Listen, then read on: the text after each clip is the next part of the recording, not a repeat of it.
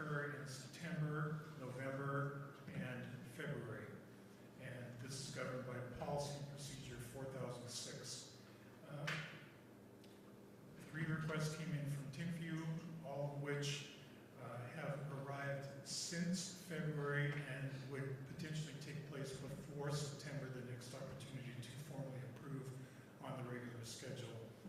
Therefore, I coordinated with board leadership and asked for permission to be able to add this for your approval. One is cross-country, one is basketball, and one is football, all out of state. And I've looked them over. I've received the appropriate itinerary details, and all the other aspects of these are in order, other than the time frame. Don't know that we want to deny the opportunity for students to participate in this because they did arrive, but of course off cycle. So I'm recommending that you approve it. Any questions? I'm pretty sure I know the answer to this, but I just want to be clear that if another school was in a similar situation, we would consider that and have likely the same outcome. Absolutely. I received another request from Pro High School, but that travel is not until springtime, and so I deferred them to the September meeting for approval on that. Again, we're kind of in a tight time frame between or after February and by September before any approvals would be given. But yes, you're right. So I think the purple eye teacher, he emailed me first and I sent him away. But my question is the procedure for approval not reaching the teachers and coaches? And it looks like that these are all paper applications. Do we need to switch it to digital so that it makes it easier? Maybe we could look at doing that for sure. We do training periodically, and usually what we do is training with the principals, and then they are the ones who hold their teachers accountable in terms of awareness of the deadlines and policy changes. So it's possible that that hasn't happened for a while. I can follow up on that. And then I can also work with Chad to ensure that we do a conversion to some type of online application. Yeah, Not a bad idea. oh, sorry.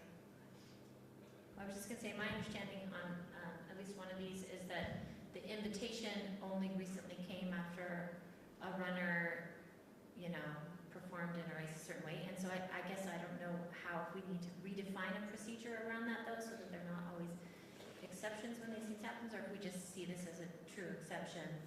We could do But, that. Because I know invitations do not always come to participate in the timeline of our approval thing, but I'm not super comfortable with it always being an exception, except that I really do think these are reasonable requests. I could amend the procedure. There is language in the current procedure 4006P2 that allows me to approve the events. Usually I do it for CTE programs where somebody qualifies at a local and a state or regional event for them to then go on to nationals. That language is in there. I could include athletics in there and go back and amend it. Just an idea. Any questions?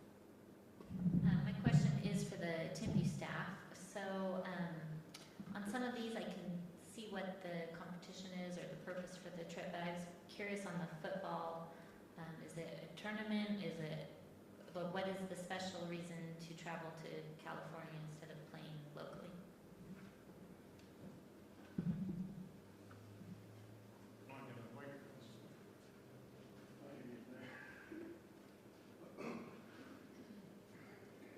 Yes, we like to go to Los Alamitos for the main reason of them getting more exposure for these California schools and universities.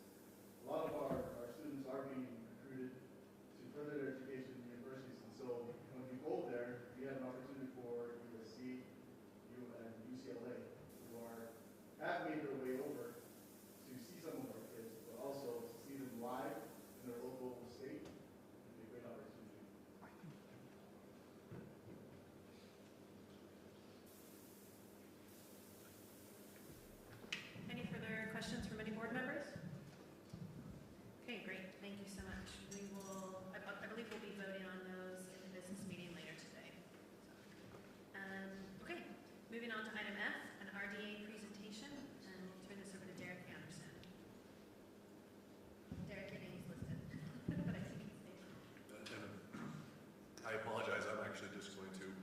this over to David Walter.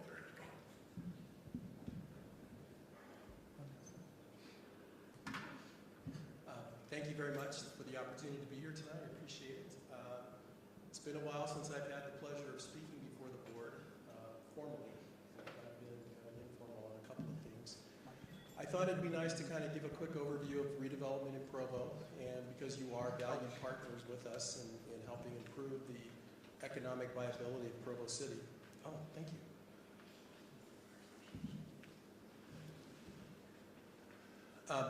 For those of you that don't know, the redevelopment agency is actually an arm of the city government. So the Utah State Code gives the cities the opportunity to create a separate entity to handle certain things for redevelopment purposes to help bolster different areas of the community. Before I start, though, I'd like to take just a few seconds and introduce our Assistant Director of Development Services and our Economic Development Director, Mr. Keith Morey. Mr. Morey hasn't had a chance to be here before, but he's heavily involved in all the aspects of economic development and redevelopment of Provo, and I thought it would be nice for him to get to least, for you to put a name to a face. As I was mentioning, the state code gives a redevelopment agency certain opportunities and rights and privileges. In our case, the city council sits as the redevelopment agency board. We are a separate political entity of the city. We are not a taxing entity, and that's important. We do get most of our financing from tax increment financing, and so that's why we do come to you periodically for requests for assistance to participate in that. For real brief instruction on tax increment financing, it's the difference in the assessed value and the taxes paid on that between the existing condition and after the redevelopment. So because I'm simple, I'm going to use a simple example. So if it's a $100 parcel before the redevelopment, taxes are 1%. The taxes paid on that parcel are $1, and it gets split up between the city, the county, the school district, and so forth. So after the redevelopment now, it's $10,000 in valuation. So again, we're not creating that value, the county assesses that, but the 1% now is $100. And so the difference between the $1 and the $100, that $99, sometimes we come to you and ask you to forego a portion of what you're entitled to under the law, and that's called tax increment financing. So here are our project areas right now in the city. It's a little hard to see with the blue, but it's the blue hatched areas. So we've got Freedom Commons here. The mix is up here a little bit off University Parkway. The mall is a big one, south downtown. Here you can see a quick overview of the project areas. And so you can see that aviation services, which is Duncan Aviation, we did come to you to participate in that. And so you can see when the project was created, the ending year of those projects, the starting value, what the current value is, and how much we've actually increased the value of the area. So Center Street is a project that was adopted, but it's not currently activated. It should be activated when the city does the redevelopment for the former City Hall. You can see that that's being torn down if you've had the chance to drive downtown recently. So. We periodically, with an eye towards your requirements, I believe it's section 1940 or code 1940 of your code, that you're sensitive to the amount of area that within the community that's in a redevelopment project area. And so we have talked about other project areas that could be created. We welcome the opportunity to meet with you and the City Council to talk about that. This one would be West Center Street. It's a vital gateway to the community. We think there's an opportunity there for some redevelopment to happen. Some of those houses might transition into a more commercial or office opportunity. This is 800 North. We're undertaking a study to determine whether or not a off-ramp could be from the freeway at that location.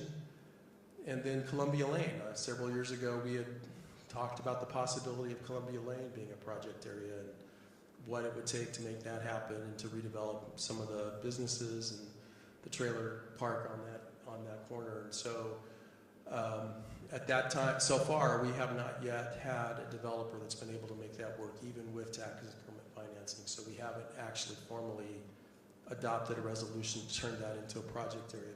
But it does remain an area of interest, not only on the council, but the community at large.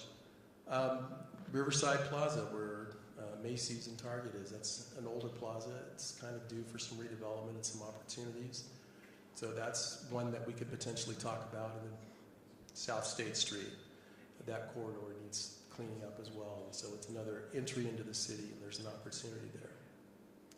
I would like to point out that we do not bring every deal that we do to the table. So there are several sales tax sharing arrangements that the city has with shopping centers or businesses. So for example, Days Market, not too far from here, we entered in, they were going to do some remodeling, and so again, similar to tax increment, because they were going to put that in, if there was an increase in the sales tax, we'd agree to share that with them. And that's also the case for the shopping center across University from the mall.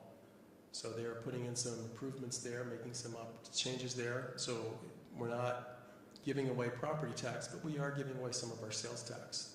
So any increment that happens there will happen. And finally, right across from the project we'll be discussing later on, the mix, across University Parkway, that the Walmart Center, that's another sales tax sharing deal, so that we have done those that we have not brought back to you. The properties that are here in green, these are the ones that the redevelopment agency owns. We're not a big landholding entity. There are other redevelopment agencies in the state that are more active in the real estate market, but not us. The most that we're active in is down here in the Mountain Vista Business Center. So we actually do own some property here in the downtown. We actually own the Smith's parking lot that's in the downtown. We do own that. So that's not going to be anything but a parking lot for the foreseeable future. So here's a quick list of the properties that we own, in case you were wondering, where our land holdings are. I'm confident that in the next 3 or 4 months, we'll be completely out of the land business in Mountain Vista. We'll have completed that, all those sales and transactions, and we'll have returned all of it back to a productive use. And I'll get into more of that in just a few minutes. So let me talk a little bit about some of our project areas. Here's one that ended recently, was the Financial Center for the Zions Bank building. And you can see that from 2010 to 2021, we've actually increased the value. So we've put in almost $30 million of valuation back into the property. Now that the Sun project area is ended, so all of that gets split out according to the normal arrangements under the law. So I believe, the city is roughly 32%, you're around 66%, and county's 8%, and so forth. So no more property tax sharing in this area. Some of the results for this, it's like I mentioned, it's over $30 million in new capital investment, 215 jobs that were created in the downtown. Plus, we did add Class A office space. One of the other things I should point out is that the Wells Fargo building, the agency participated in that, but it was not with tax increment. So it was with some money that we got from the federal government that went to help build the parking garage for that, as well as some property that we had in the downtown that we did a land deal with to make that transaction happen. I also want to point out that the state legislature gave redevelopment agencies the authority to unilaterally extend their project areas for 2 years as a result of the COVID situation, and we have opted not to do that for any of these project areas that have sunsetted, including this one for the Financial Center. Here's the South University project area. It ended in 2020. You can see that we put in another roughly $27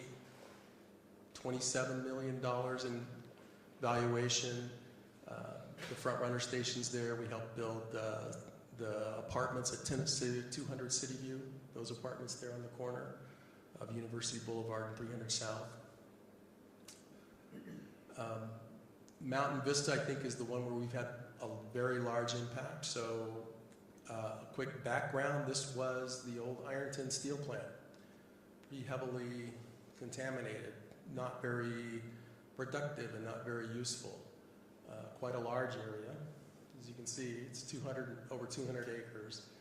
And this one was interesting because we came to you and the structured tax increment was we'd share a lot in the beginning and then every year we'd go down 10%. So finally in 2021, we ended it. In 2020, it was 10%. So this is a little quick snapshot of what it used to look like. Some of the blighting conditions we had, it was a mess. Many of you probably know Mr. Dixon Holmes, our assistant CAO, and he likes to say that his entire career has been cleaning up Mountain Vista while he's worked at Provo. So last 27 years he's been working that. We got some money from the federal government to help clean this from the EPA. There have been some grants to help do the roads, but it's $88 million in capital investment. So for a long time, the agency and BYU held the property. No one was getting any taxes off that. So as a result of us and our cooperative efforts, we've been able to put 400 new jobs and 180 acres of property back onto the tax roll as a productive purpose. So we like to think that this has been a great success for Provo. The mall. So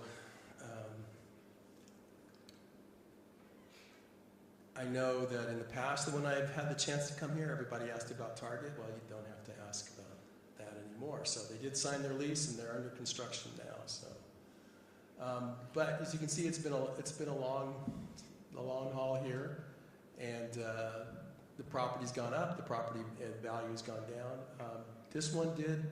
Our last tax increment was 2022. So. And then finally, Duncan Aviation. This one's a little bit longer, but again, this went from zero valuation because the city did own this property. We leased it to Duncan, and Duncan constructed their hangars and their paint booths, and I believe that they've worked with the school district to help provide some internships for students who are interested in industrial arts to go out there and actually see what they have. And if you've had the opportunity to go out there, it's an amazing thing. They can take a commercial plane and, well, I should say a business plane, not a commercial plane, but they can completely tear it apart and put in to your specifications. So it's pretty impressive. They told us a couple years ago that there are roughly 15,000 jets of the type that they service in operation around the world, and 2 years ago they did work on 98% of those. So it's a great company to have in Provo. We're very happy. We're very pleased with their opportunities. This is the South Downtown project area, so this is one that we've been working on for a while. There have been some opportunities that have happened here. So the IFA block, which kind of sits right in here, that's one that's under construction right now for the mill race. We anticipate that there's going to be some more opportunities up and down University Boulevard as this happens, because we think that the downtown's going to continue to densify a little bit. Finally, we did do Riverwoods. That was a project area that we created to help with the expansion of Qualtrics, but COVID hit, and I'm not quite sure what they're planning to do, but they have not triggered that project areas yet. And the one that we're going to be talking about here tonight later on is the Mix at River's Edge. And so this was a project area that really languished, I guess is the best word I could use for that, for many years. We did have a group, an out-of-state ownership group that went through several phases. I think if you had the opportunity to see some of the previous iterations of their plans, they were looking at 2 Class A office spaces and 2 structured parking garages, but they just opted not to do that, redid their plans, came back again, came back a third time, and this is the one where we are primarily looking at doing some sewer improvements, not only on this site but further downstream. So that's, but it was created.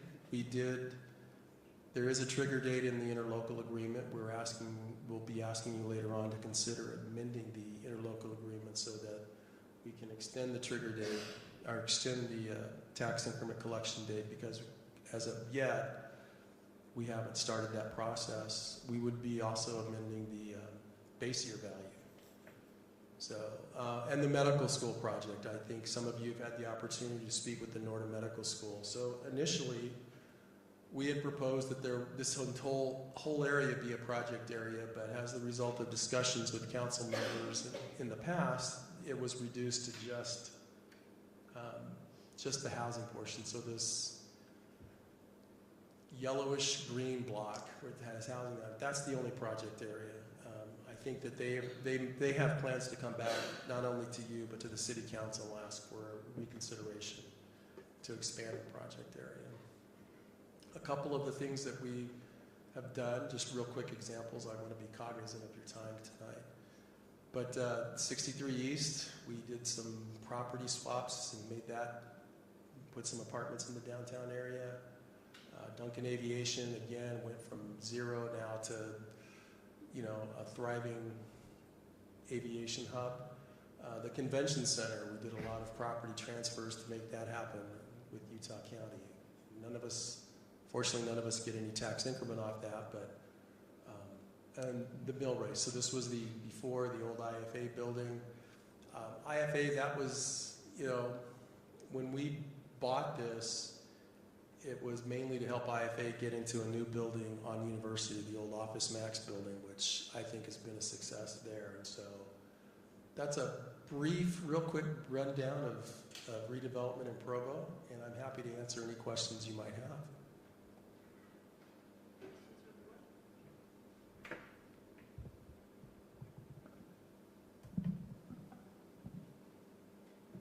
Questions from the board? No questions? Melanie, okay. I know we talked a little bit about this with the city council when they came to our last meeting a little bit, but I just want to be aware, these two options that you want to bring to us, if we were to vote no, does that mean that it's off the table, that are not going to happen?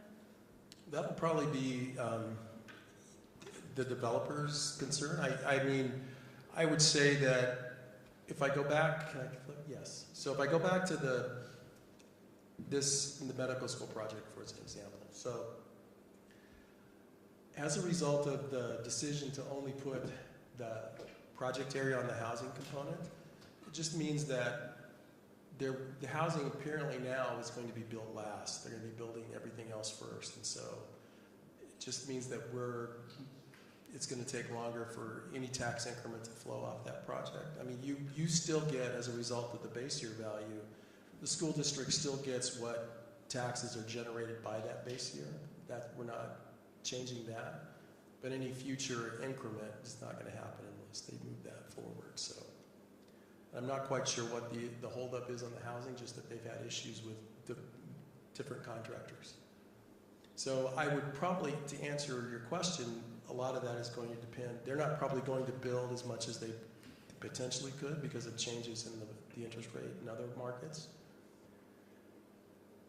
But I don't know if that means that they would totally walk away. I do know that Brighton, the one that's now doing the mix, they're more of a long-term hold type of an investor and developer.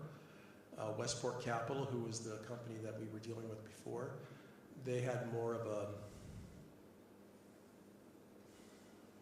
build and sell mentality, so that they were not really anxious in being long-term participants in the local economy, other than developing and selling it off. So I don't know if that answers your question or not. Yeah, it does. And I guess I have an extra question for Derek. I know you sent us a spreadsheet, and there was a lot of numbers on there. If you could just help us understand maybe some of those numbers on there, like what the financial impact for us is, like both directions, if that makes sense. Yep. So I don't have the spreadsheet in front of me. me, so I apologize. I know that from going off of memory that we were putting in about $1 million more of taxes towards this project on the mix compared to the other ones. Let me go over here and look at it real quick. Correct. So we're going to put in about $2.35 million of property tax, it looks like. The next highest is the city, which is they're going to be putting in about 1.7. And then the other ones are smaller after that, like much smaller, 100,000, 161,000, 300,000. So, I mean, we definitely are the majority of the taxes here, greater than 50% will be coming from the district. So, correct. So yeah, so this is, but you know, again, I probably didn't explain it as well as I could have initially, but this is all post-performance. So all we're doing is we're estimating what the value is going to be at build-out and what the taxes are going to be based on current rates. And so then we're asking you to give up a portion of what your future taxes would be. So you're not actually, it's not money coming out of your pocket today, I guess is the best way to put it. So it's just property tax that would normally accrue to you in the future if you'd be willing to share that for a number of years. Yes, ma'am.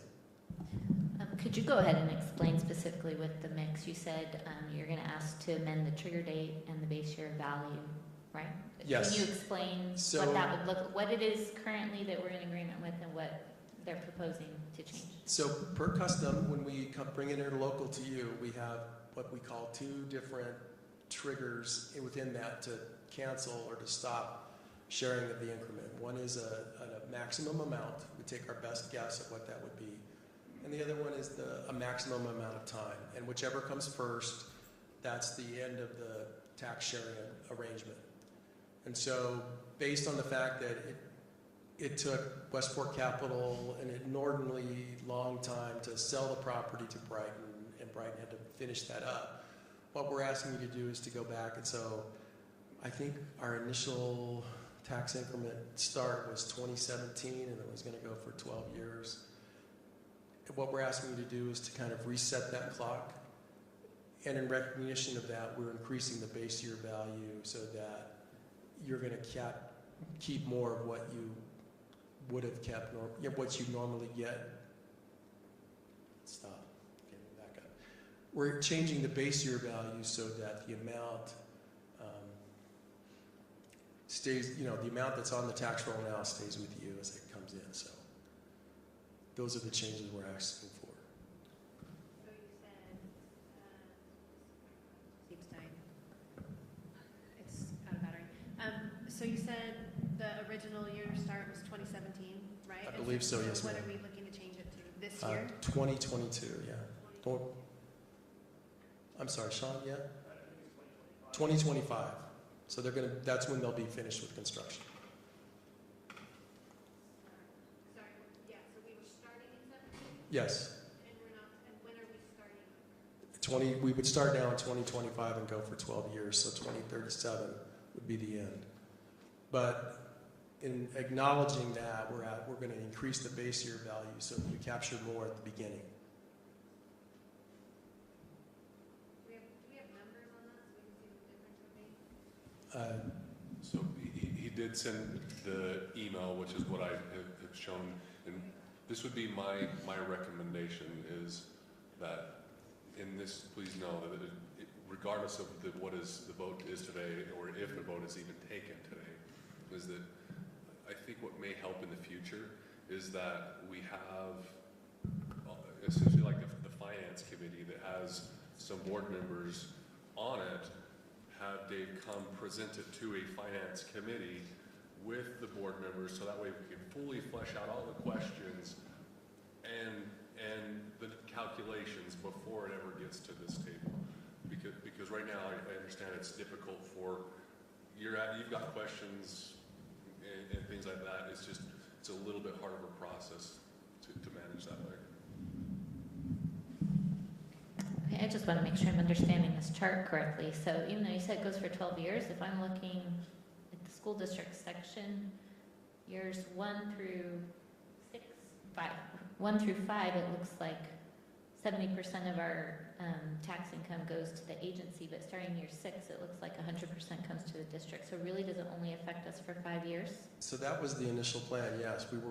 We're still trying to stay with that so that we're getting those sewer improvements.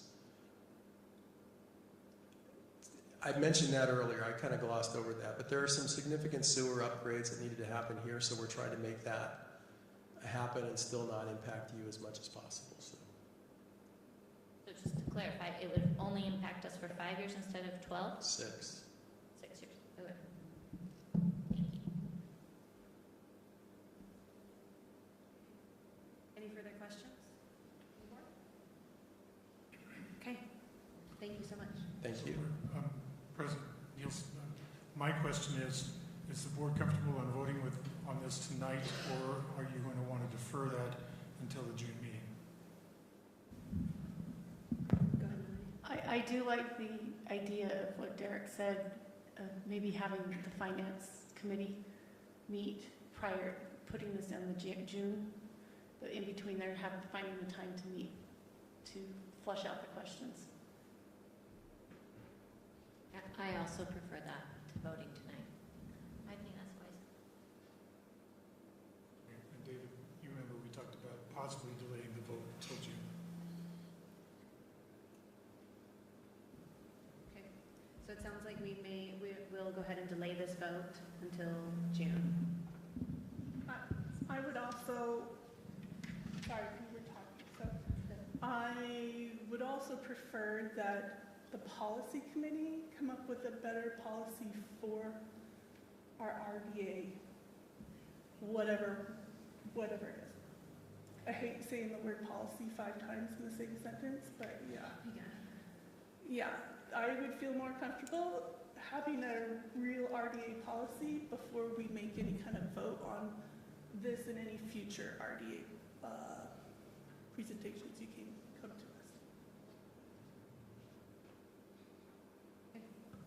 All right, thank you so much. We appreciate you being here tonight. My pleasure. Thank you. Yeah, thank you. We're going to go out of order for just a quick minute, and then we'll go back to item G, but we're going to skip forward to item K, a Camp Big Springs update. And we'll give that time to Alex Judd, our Assistant Superintendent over Elementary Education.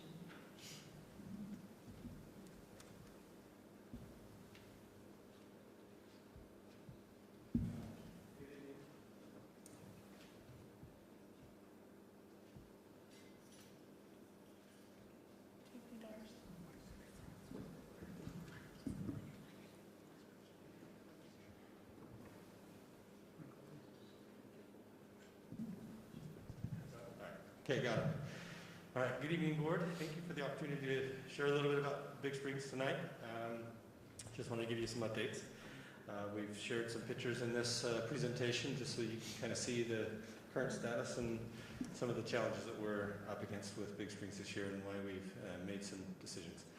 So this right here, that's Bill Spranger right over there. I don't know if you guys know Bill Spranger, our provost. He's one of our teachers there and one of the big camp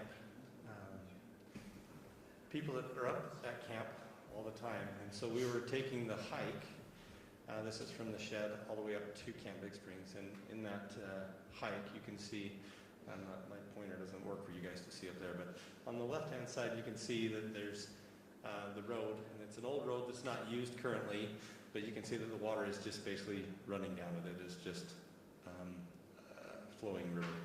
And then on the right side, you can see that Bill is walking up the trail that you hike the students on to get up to camp, and you can see that it's just a flowing river there. So the one in the middle is the road that goes up to Camp Big Springs that they use to drive on, and we are right at Camp Big Springs, turning and walking back down.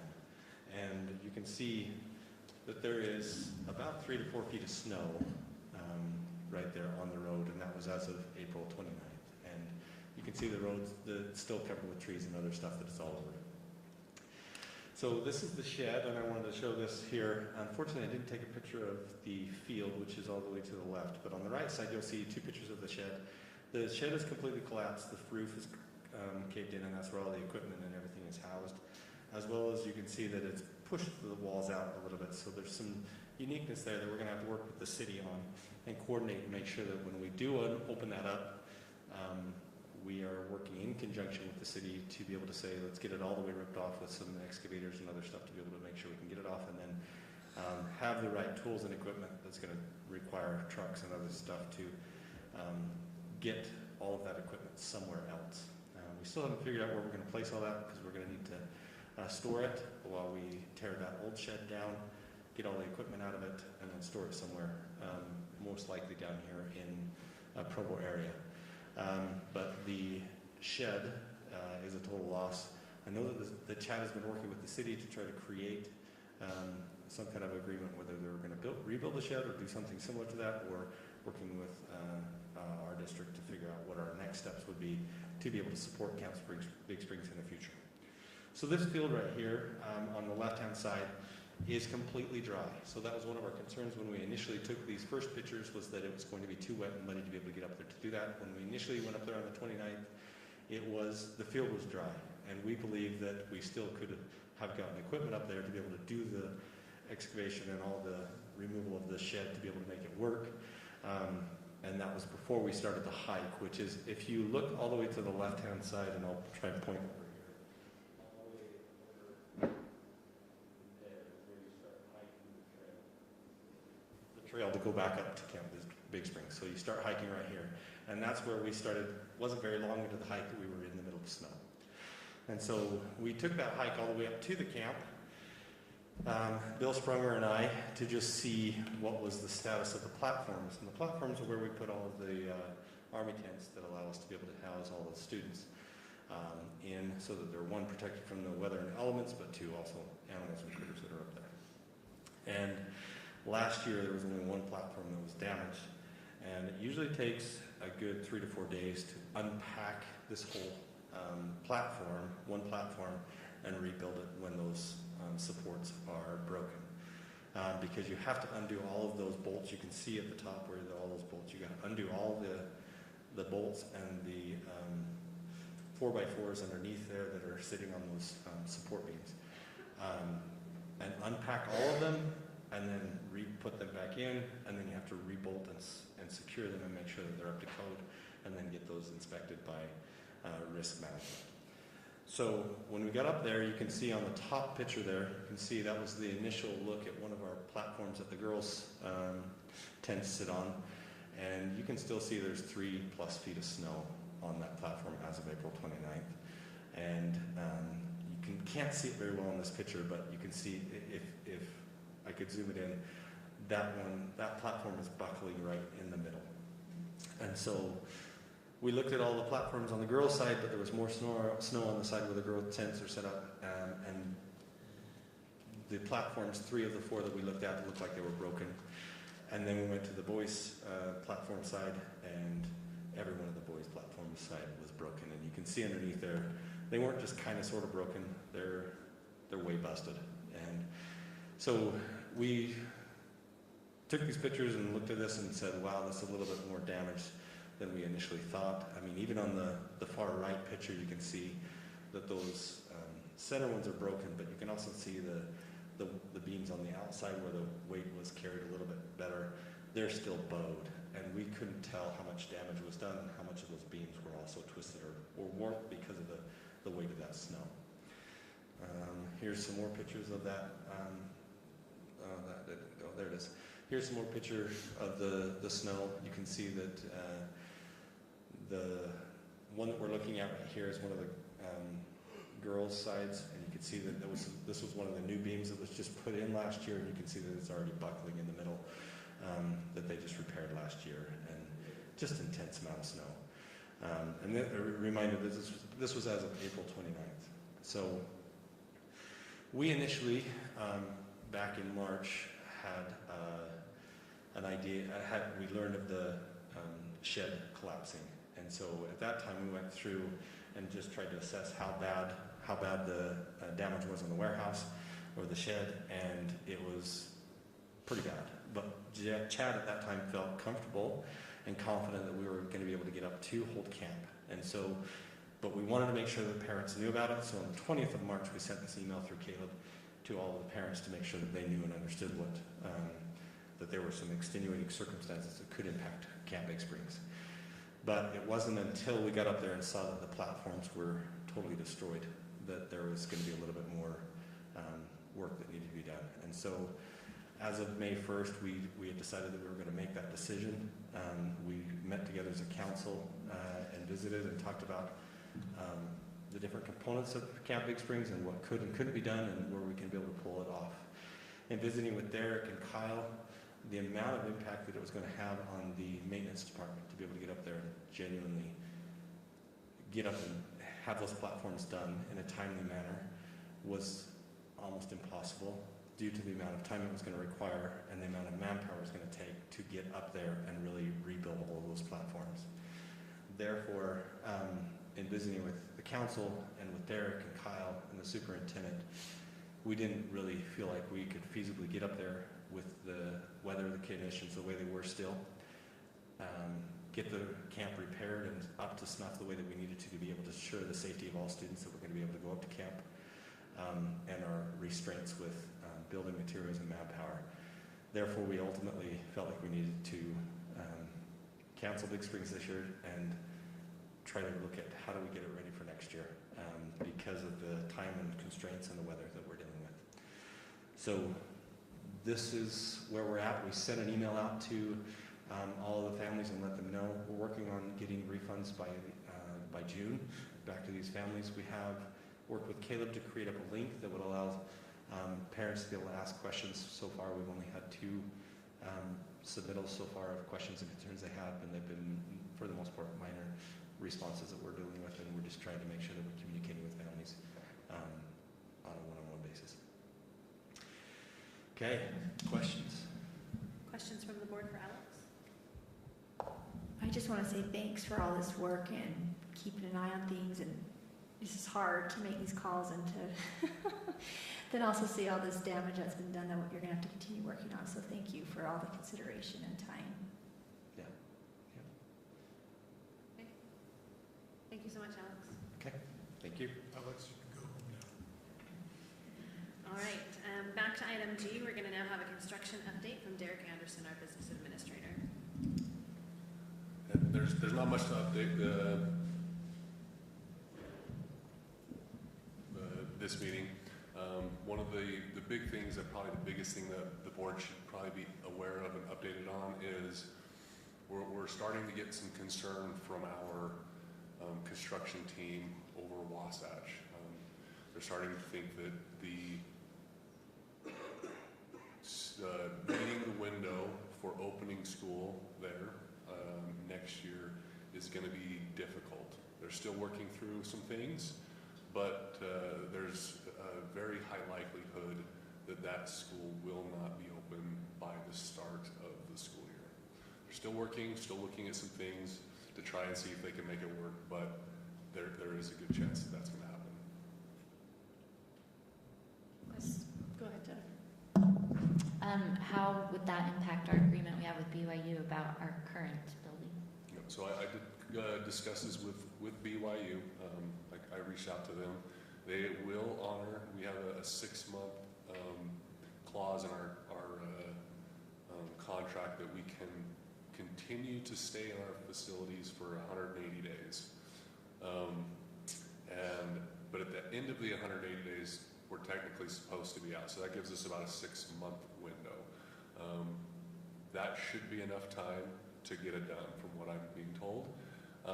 If there's a chance, and I broached the question and said, hey, what if there's a chance that we just don't even make that because we're dealing with more delays? Is there a chance that you will work with us to extend past that? They said, and so that one required a conversation higher up than David Paul, and to which he got back to me and said, we're not going to kick you out right now and tell you no, but our very strong preference is that you have that thing done within that 180 days. So as of right now, I've got to tell you no, and please meet that and try to meet that. But if the event that you know you're not going to meet it, come talk to us and we'll see what we can work out. So, Well, we're not even close to it. no, we're not. No, we're not even close to that Make point it yet. clear to the families. Yes, yeah. Okay. Derek, is there any indication of when we'll know for sure on delays or not? I would say probably by, I would guess July 1st of this upcoming year, we'll probably have a better solid number on when that final deadline will be. Derek, does principal over at Wasatch aware of kind of the situation? Just, I'm thinking ahead of making sure to communicate what we can and should to the community. This has not been communicated far and wide yet. This is, we haven't wanted to send that panic yet until we know it's a definite. So this is definitely just at this point, we're being cautioned that it might not happen, not a definite. So. Any further questions? Derek, did you want to mention footings? Was it footings? Oh yes, on a positive note, I actually have pictures from today, or was it yesterday, that we have started digging footings at Wasatch. So the footings are finally breaking ground and they're about to be poured. Yay. Yeah. I know. just, are you going to talk at all about Timpview? Timpview, from what I'm being told, is that everything is still moving forward. We there's some parking concerns that are really big on the priority list. And I think that I actually just had a conversation, email today with the principal, and unfortunately, there are some things that are just outside of our control, right? And which is a procession of things, and there's no reason to get into all of them because a lot of them were just outside of our district's control. And I'm happy to get into that if anybody would like to, but I don't think it's necessary for a public meeting to really get into some of those things. But as of right now, we are working. We have a meeting set up with the city next week. I believe it's on Friday, which the school has been invited to. Our transportation department's been invited to where we're going to look at some options on what we could do potentially to help with parking and drop off and transfer times and things like that. So we do have a meeting next week with the city roads department and people from our district. I also have a meeting tomorrow with Enterprise Rent-A-Car to discuss some fleet options about potentially maybe having some vehicles that we can use to shuttle and transport our employees from an off-site location to that site to ease the vehicles from our employees there and the congestion there. Doesn't mean that every employee is going to have to take that. There's some employees that would prefer to park. They have that option. Or if they have a medical need because they can't, get onto a shuttle bus or something like that, we'll work with any employee around that. But we are unfortunately in a situation where everything is on the table because of those things that are out of our control that have led us to this point. So a couple questions more about Timpview. We are having a closed campus this summer, correct? And what date does that start? I don't know that one off the top of my head. I would have to defer to, I believe, either Todd or Moby on that one.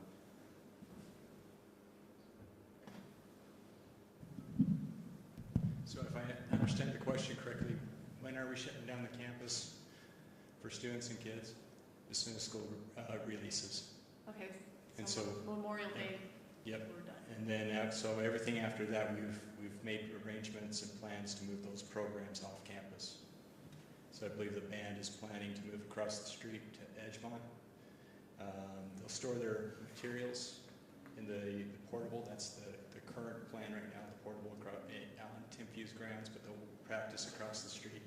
All the athletic teams will be practicing either at Grandview or in the News Park. And I'm hearing rumblings at Timpview that teachers are very leery of the August 1st move-in date, or where are we at on that? I'll let Derek answer that.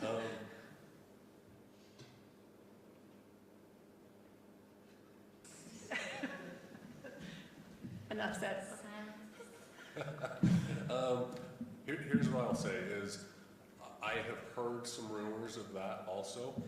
There's been nothing confirmed of that, but our construction team has got a big meeting with Westland this next week to go over scheduling.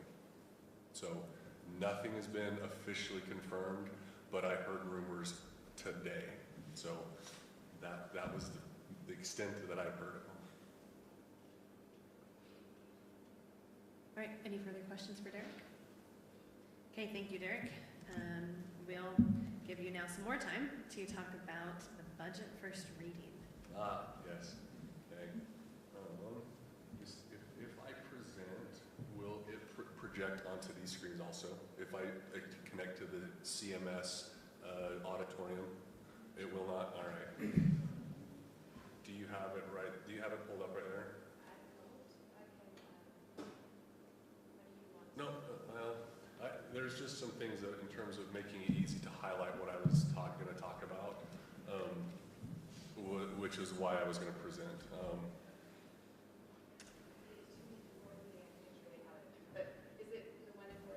The one in Board Docs is the PDF version, so that'll work for us.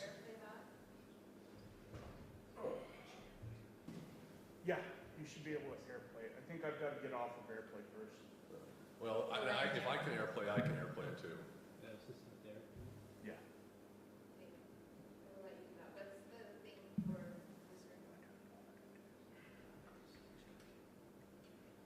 Yes, It's PCSD, or Provo City School District. so it's not the other one that's auditorium. Okay, thank you. Yep. Yep, I got it.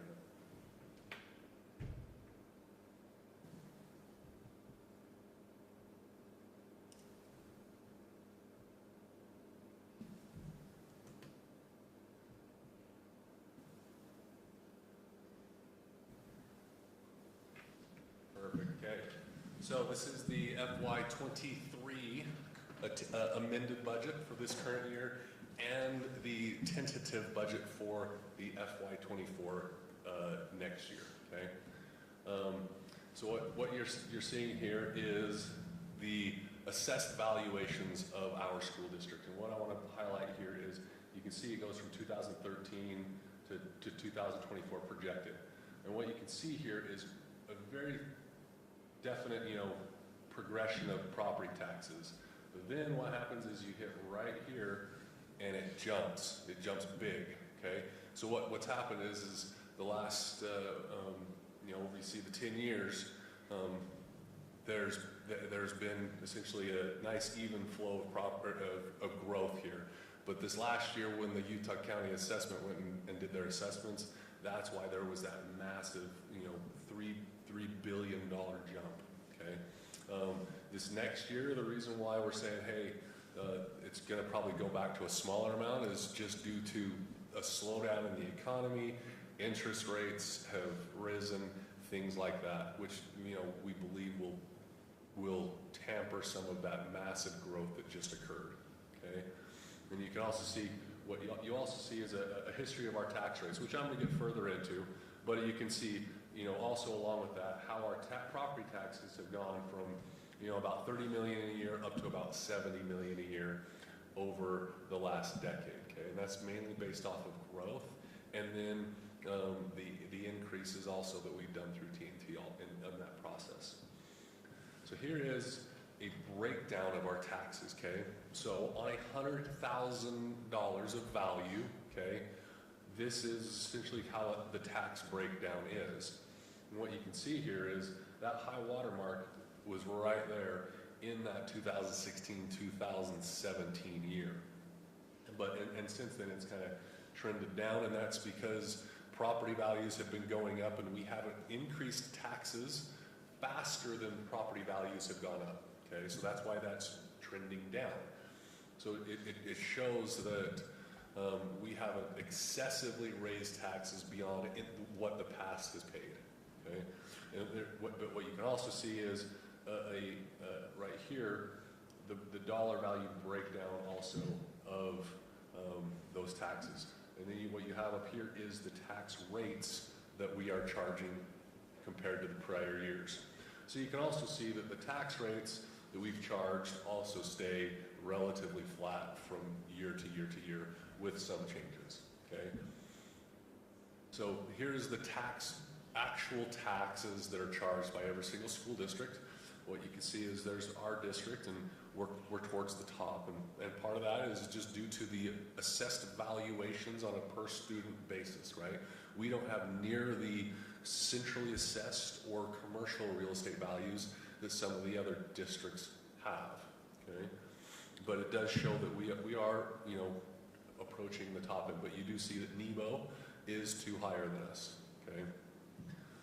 This is also the assessed valuation per student that we have in our district, okay? So what you can see here is that assessed valuation per student, the amount that that's what that is that valuation is also going up. That's why you're seeing that, that dollar amount. This also,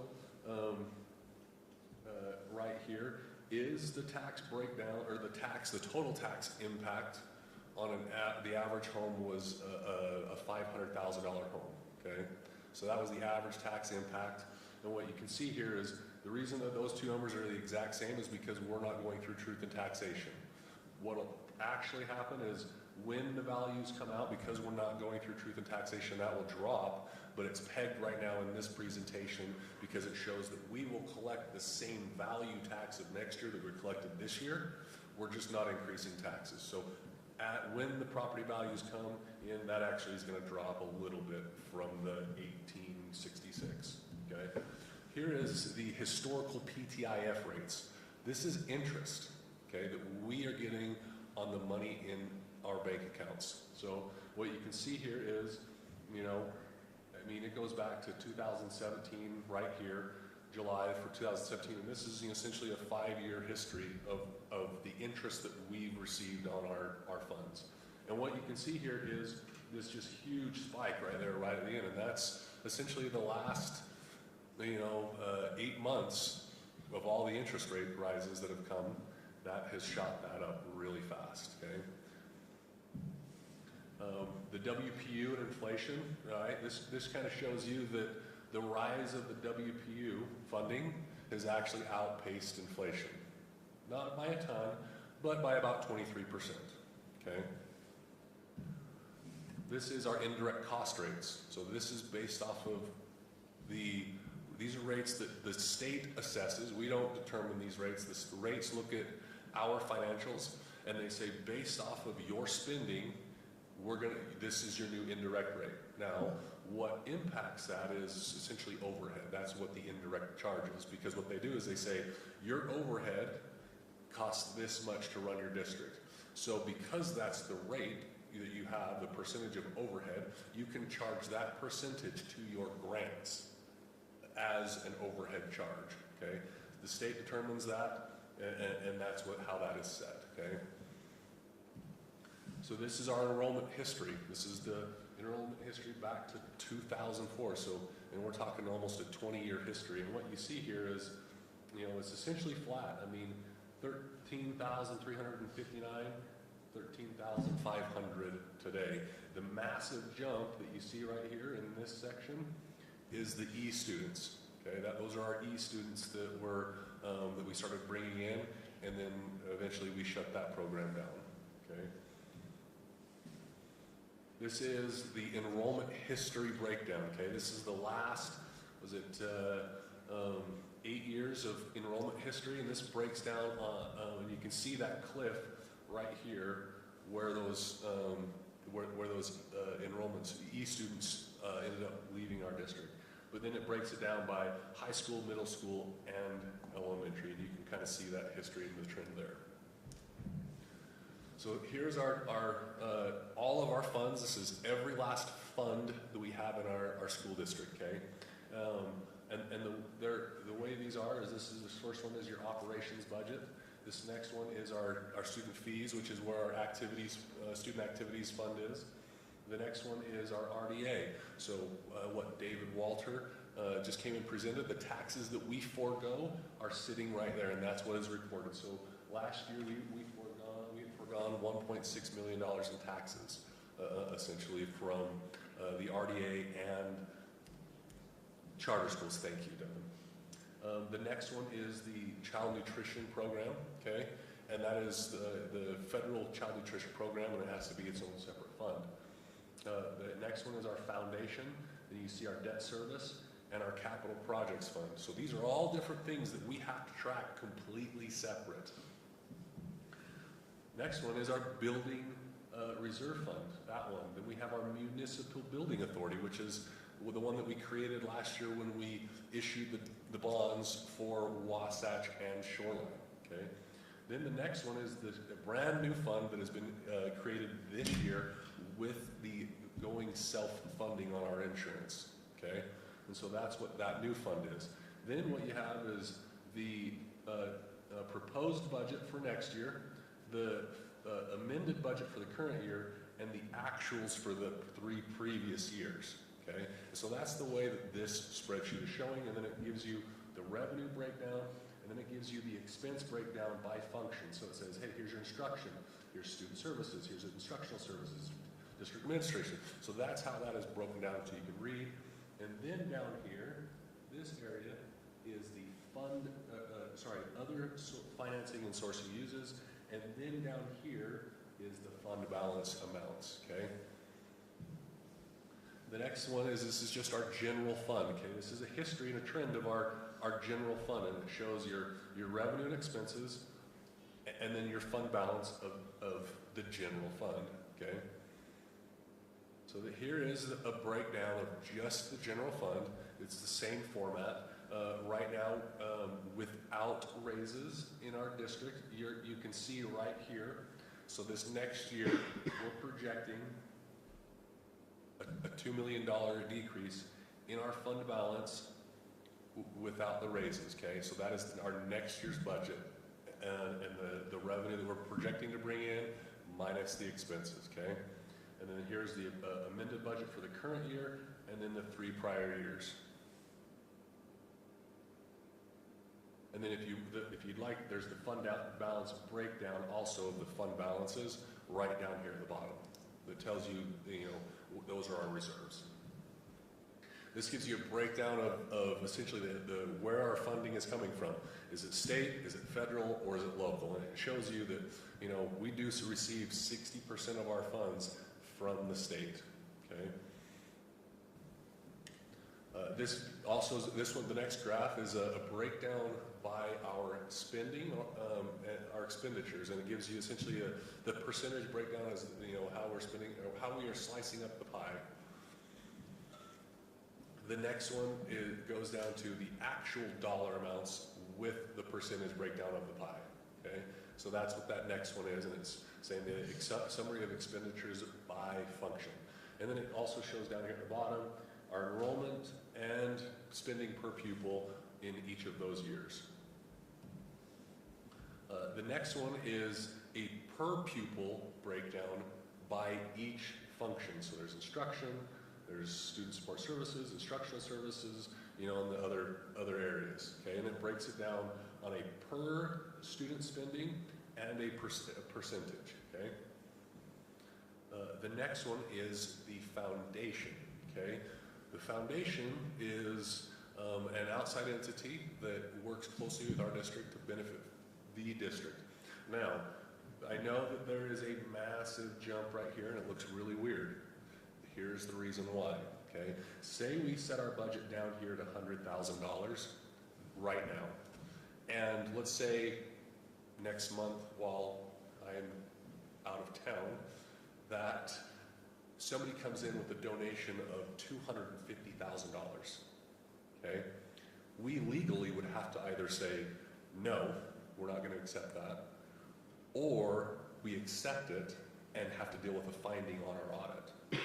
So all this does is say, you know what, there's no point in trying to get this down as close as possible, because in reality, just set the ceiling high so that if people come in and donate money, or there's a fundraiser or something like that, we're not having to try to scramble to reconvene or get an audit finding and things like that. So all that is essentially a management function to make it to where we don't get a finding if that scenario ever happened. Okay?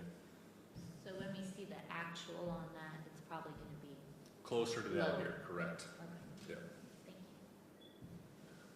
So then the next one is your foundation budget broken down just like the other ones, right? You've got your actual, your amended for the current year, and next year's projected broken down by revenue, expenses, and the fund balance. All right, the next is the student activities fund. This is the same thing, right? Where you've got your history, and you can see it's fairly flat across all of them.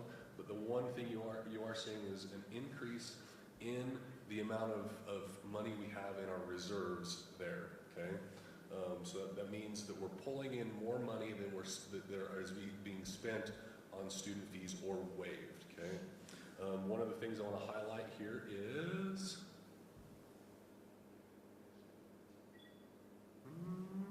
Nope, sorry, wrong one. I'm going back too far. This right here is that we're spending. It looks like about $200,000 of district funds that we are transferring in to support this program. Okay, and that's just due to the fee waivers that students have and are legally obligated to. This is the pass-through taxes fund, which is the RDA, the one that we talked about. This is showing essentially the money coming in and going out is exactly the same, and this will always be this way. And you'll see a zero fund balance. It's a recording metric that we have to legally abide by. And then again, this breaks it down, showing the amounts. So this is the Municipal Building Authority. This is the one that we created the new fund for when we issued the bonds for Wasatch and Shoreline.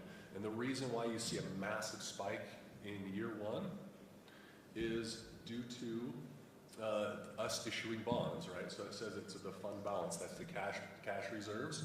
And then as we spend money, you're going to continue to see those cash reserves decline and the expenditures increase until they drop off with the project. Completely normal, but that's going to be how this fund works. And in the future, the way it'll also work is, it won't drop off until the very end of the project, because what will happen is every time we pay the debt, this will record the revenue from that debt payment from the district. And then it records the expenditure for that debt payment also. So this will be here until the bonds are paid off, or if we ever issue bonds again, this will also just continue. So most likely this fund will be here for quite a while. Again, this is also just the breakdown of your revenue, expenditures, and then your fund balances also. And the reason why there's nothing in these two columns is because the fund wasn't created at that time, right? It wasn't even in existence. The Fund 31 is our debt service fund. This one houses the general obligation debt that the public approved. Okay, this is voter approved bonds, and it houses in this fund. Okay, and what you can see here is it runs very tight. What the public approved us is typically what we spend, and we want this fund balance, down like that also all the time. This is not something that is ever supposed to grow, and you don't ever want it going to zero. So this fund is right where it needs to be. So this is our general obligation debt schedule, okay? These are our bonds on the books. It shows you that in 2027, we're gonna have about $1.7 million that will fall off on our general obligation bonds. So we're gonna have, the public will see a decrease in their taxes in 2027 from this. And here is essentially the debt waterfall schedule by the bond. The color coding is each bond and their amounts. And then the one down below is the bond principal and interest payment. So that's with the difference in color of those two, okay? To show the breakout of what's principal and what interest. And the other one is just to show the breakout of the different bonds. So So this is our capital projects fund. This is also, you can see here the lines are all over the place, kind of like my drawing would normally be. And this is typical for a capital projects fund, because if you issue debt, it's through the municipal building authority like we did. This is why you see a massive spike right here. You see massive ramp up in spending due to capital projects. It's very normal, okay? And so what you can see right here is our fund balance is decreasing due to the projects that we currently have, which is normal and expected, right? This will continue to decline until we're finished with all of our projects, okay? Here is the breakdown again of the finances for the capital projects fund. It shows there's your proposed budget for next year, the final amendment for the current year plus the actuals, and then here is the fund balance numbers that we just talked about previously. Over here on the right side is the municipal building authority debt, okay? This is the debt by the municipal building authority. One of the things you also have here is in 2026 we'll have about $500,000 of, I cannot remember what it's called. Thank you. The Q-Skib, there's this Q-Skib bond that we went and got, and they're just nominal in interest, which is why you see that just tiny, tiny amount there, okay? And anytime we can get Q-Skibs, you always get them if you can, okay? Just because of how little they are. But that also shows that about 2026, 2027, there'll be about a $2 million decrease in our debt payments. This is our building reserve fund. This is essentially here as a reserve for capital projects, right? We will be dipping into this due to our 3 projects, but it will not completely wipe us out by any means. We will end up having to dip into it. I can't give a number yet because there are still things that are fluid on these projects that keep changing, right? And one of them you'll be approving later tonight. But know that we are monitoring and tracking this, but this is essentially set aside for these types of projects. And when we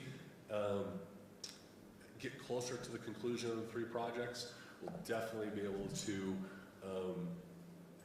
give an update on where this is at. And when we dip into this, that we will be coming to the board to say we need to transfer money out of this reserve fund over to the capital projects fund to now start paying these payments for these projects, okay? So you'll know when we start dipping into that, when it gets to that point in time, okay? This is just, again, the breakout, which shows, there's not a lot of transactions that happen. There's never gonna be a revenue and expenditure because we don't want to be spending money and there's not any money coming in. The only time this fund ever has any activity is the transfer in and transfer out down here, which then ultimately lands on a fund balance number at the end, okay? Our child nutrition services, same thing. They're in a very healthy position for our district. Again, here's the graphical breakdown of their revenue and their spending. What you can see, remember how on our district, the general fund, it was over 60% of the funding was from state funding. Well, you can see here in the child nutrition program, it's quite the opposite. We do 65% is coming from federal funding. Okay. Again, this is and then you have over here the breakdown of their finances and the budget that they're planning on spending. The one thing I do want to point out to you is that they are planning on increasing the elementary prices for food next year lunches by 25 cents.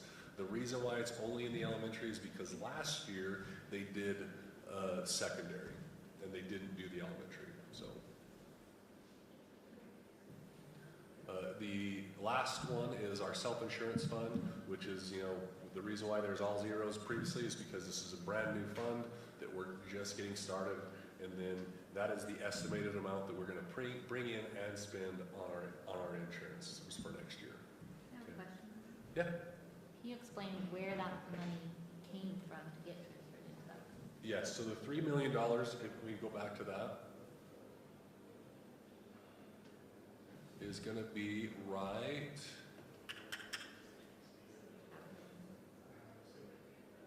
Yes, it is coming out of capital that we've been planning, it is a transfer. General, not as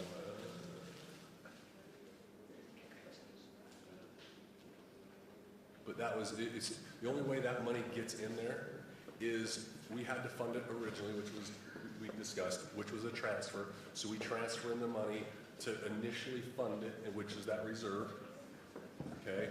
And then the money comes in from the payments that we make going forward for our health insurance. So every you know, our cost, let's say, is $20,000 for health insurance. Instead of going off to the insurance company now, we will pay that into this fund, and then that's how this is going to be funded. If this next year this is not touched, okay, and which that's the projection that this won't get touched, the plan is to then transfer it back. Okay, so that the reason why we do it, yes, to transfer that whole amount back, because and the reason for that is because by transferring it, it's unrestricted. But all of this money going in through this revenue source is restricted for only health insurance type costs, okay? It's legally, we're gonna be restricted. But this 2.9 that's sitting there is not restricted. So if we get to the point where it's not needed, we will want to transfer that back because it's unrestricted, okay? And again, this is then you see there's that breakdown also in the next slide. And that is the end of the slideshow. Thank you, Derek, for all your hard work on that. I know that was a big project to put together, so we appreciate that. Are there any questions from the board regarding the budget presentation? Because I'm new, what's the order of how we go from your presentation today? Like is there some kind of implied like approval thing, or are we voting to approve preliminarily later today, or do we have more time to ask follow-up questions about this? So you can ask questions at any time. We have to approve this. So the way this works is the budget legally has to be approved. A budget legally has to be approved, and we have to have it approved twice. So we approve it in May and in June. Even if the budget was, let's say, $1, and you say, I don't like the budget as is, I want it set to $1. We set it, and you know, and we're going, hey, we can't run a district with $1. We have as many times as we can and want to amend and change the budget, but we legally still have to go through this process and have it finalized by June 22nd. Okay, and then the budget that we vote on today and in June, do those two have to be the same, or is there an amendment? They can be in different. between They those will be two? different. Okay, They will be different. that answers my question. Okay. Thank you. Yep. Any further questions from the board regarding the budget? Okay, thank you so much, Derek. Let's see. Derek, is there any chance of doing large purchase requests in about 7 minutes? Oh, absolutely. Okay, great, let's go for it. Item I, large purchase requests by Derek Anderson. Okay, let me stop hearing this and so we can get back into the other one. What you have is three large purchase requests in front of you. One of them is, it's for Tempview, it's the tying in the fire suppression system. Thank you. This is something, it's $592,000. The reason why this is coming up now is it was known at the start of the project that they didn't know the full scope of what was going to be happening because it's essentially going to be tying a new system in with an old system. And until they actually got into demo construction and everything, they wouldn't have known how that system needed to tie together. And so what this is essentially a change order for Tempview to approve the connection of the fire suppression system for $592,000. That is one of them. The second one is, yes, the second one is the tables for the lunchroom. It's a lunchroom renovation that is being paid for by our child nutrition program. Okay, so this is not coming from district funds. This will be paid for by the child nutrition program. Okay, and so that's what the second one is. The third one is the update on the Wasatch construction project. Okay, this is essentially the final estimate of everything to essentially release release the project as a full approval, okay? I know back in January, that was an estimate based off of the rework that we had approved. This is now the final amount, okay? So those are the 3 large purchase requests in front of you. And that one is $44,486,930.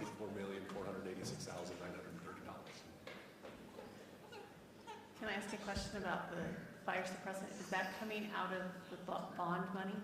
Yep, that will be, at this point, the way it's gonna work on Timpview is everything is gonna be coded to Timpview's construction project, okay? And we'll have our bond proceeds that we'll use up, right? And then anything above and beyond that, we'll start hitting the building reserve or our fund balances, okay? There's gonna be another change order that's coming that we talked about today.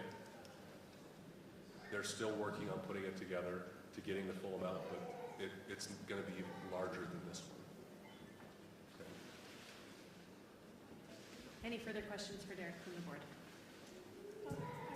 So the Timpview tables in the cafeteria, this. The $237,164. Yes. This was designed by the Timpview Nutrition Department. And that was my question, is this essentially the similar design that we have at Provo? And is this are you asking to do this? And they said yes. Okay, thank you so much, Derek.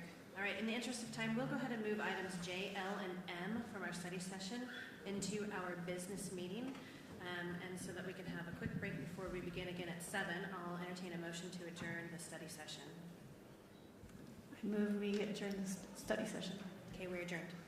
We'll resume again at 7 o'clock.